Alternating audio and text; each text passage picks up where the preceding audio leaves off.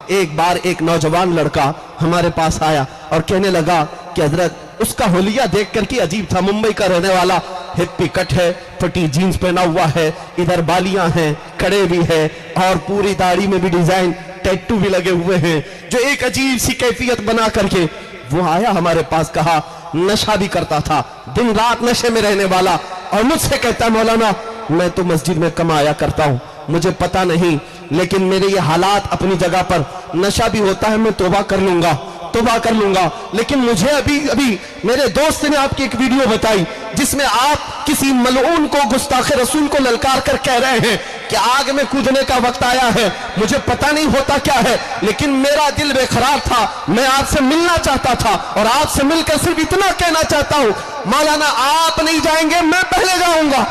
میری آنکھیں بھیگ گئی، پھر میں نے بارگاہ مصطفیٰ میں دیکھ کر کے اللہ کے حبیب صلی اللہ علیہ وسلم کی